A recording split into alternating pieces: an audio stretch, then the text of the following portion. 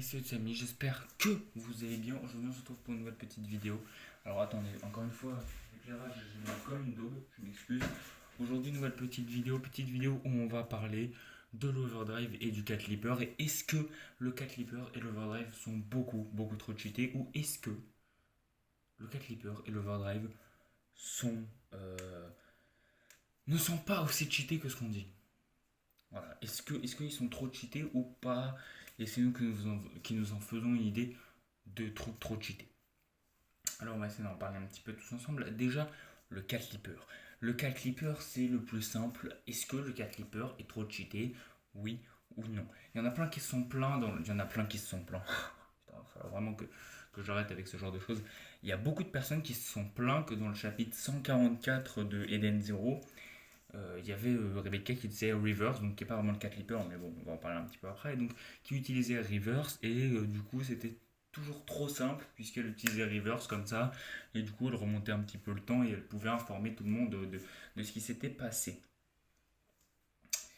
Il y en a qui n'ont pas bien lu les chapitres de l'Arc Foresta, étant donné qu'on sait qu'au bout d'un moment, à force d'utiliser reverse de trop, à force d'utiliser trop reverse, on a des séquelles sur notre corps. Ça, c'est clair. Ça a été expliqué. Donc, pourquoi il y a des gens qui viennent me parler, qui me parlent d'Eden Zero, et qui me disent, mec, le cat leaper et reverse, c'est beaucoup trop cheaté, puisque tu as juste à remonter le temps à l'infini. C'est-à-dire, tu as une couille, tu remontes, tu as une autre couille, tu remontes, tu as une autre couille, tu remontes, etc. Et en gros, c'est un peu bizarre de ce que je viens de dire, mais en gros, tu as un problème, tu remontes le temps. Tu as un problème, tu remontes le temps. Tu as un autre problème, tu remontes le temps, etc. Sauf que les gars, ça fonctionne pas comme ça. Dans un combat, t'as pas un seul problème. T'en as plusieurs. Imagine, dans le même combat, tu te fais tuer, tu te fais trancher un bras, tu te fais couper en deux et tu te prends une balle dans la tête. Imaginons, dans le même combat, tu te prends ça. Voilà. La première fois, tu te fais trancher en deux, hop, tu remontes le temps, tout va bien. Tu te fais couper un bras la deuxième fois, hop, tu remontes le temps, sauf que là, t'as des séquelles sur ton corps parce qu'on sait très bien que Rivers a fait des séquelles sur le corps au final. Tu te fais couper en deux, tu remontes le temps à nouveau, mais là, t'es en PLS parce que t'as trop utilisé reverse et tu te prends une balle dans la tête, tu remontes le temps, ça se trouve tu meurs. À force d'utiliser trop reverse, ça se trouve tu meurs. Donc non, c'est pas trop cheaté puisqu'on a des limites qui nous ont été imposées, c'est-à-dire que au bout de trois fois, je crois, tu t'es en PLS. T'as un gros mal de tête, t'as l'impression que tout va exploser, etc. Enfin, que ton corps va exploser, etc. C'est Rebecca qui le dit. Donc t'as des limites à reverse. Donc, est-ce que c'est trop cheaté? Non. Est-ce que c'est cheaté? Bien sûr. Remonter le temps, ça a toujours été un pouvoir cheaté. Est-ce que c'est trop cheaté? Non. Dans ce cas, je sais pas, lire le temps de Di Maria, c'est trop cheaté. Pourtant, non, il y a une parade. Euh, voilà.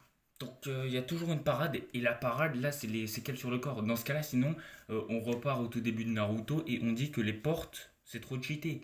Alors oui, c'est cheaté, mais c'est pas trop cheaté, puisqu'au bout d'un moment, tu finis par te désintégrer complètement et mourir. Voilà. Et pareil pour Escanor. On repart à la fin de Nanatsu no Taizai et on dit que sa forme Suns complète, là, quand il est toujours à 100%, c'est trop cheaté. C'est cheaté, mais à la fin, tu finis par mourir. Donc, c'est pas trop cheaté. Voilà, faut arrêter avec ce genre de trucs. C'est trop cheaté. Non, c'est pas trop cheaté. Imagine, enfin, tu sais qu'au bout de trois fois que tu utilises Reverse, tu meurs.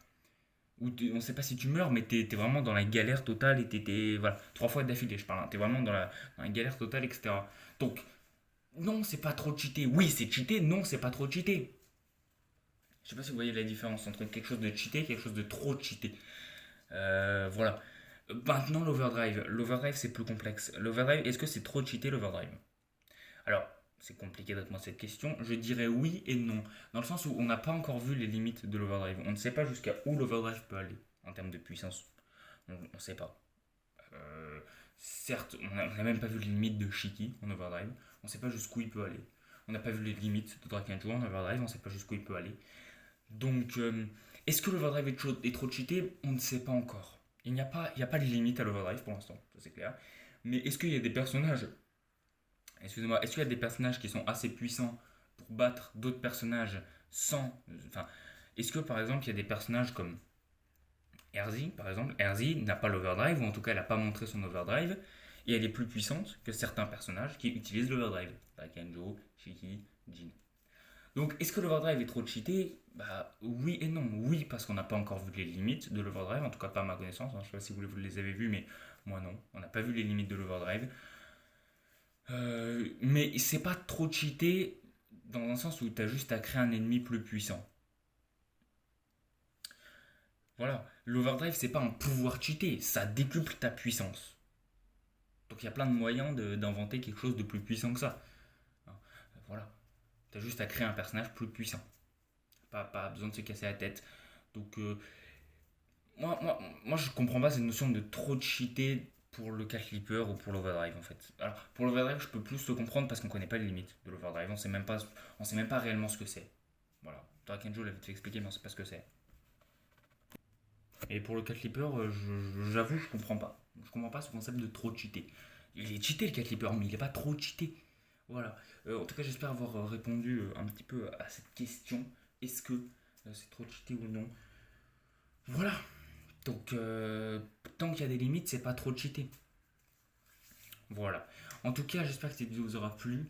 Voilà. En plus, je comprends pas parce que Rebecca, elle peut pas se diviser en plusieurs parties, hein. Rebecca, elle peut pas être avec Shiki, Omura, Wise, Laguna, et elle peut pas être avec tout l'équipage en même temps. Rebecca. Donc, et on sait que Reverse, ça peut remonter le temps d'un tout petit peu. Vraiment, un mini peu. Donc, voilà. Enfin, ça peut remonter le temps à une certaine. Enfin, ça peut pas remonter le temps 10 ans auparavant, en tout cas. Voilà. En tout cas, euh, j'espère avoir bien répondu. Si cette vidéo vous a plu, pouce bleu, abonnez en commentaire, partage, vous connaissez.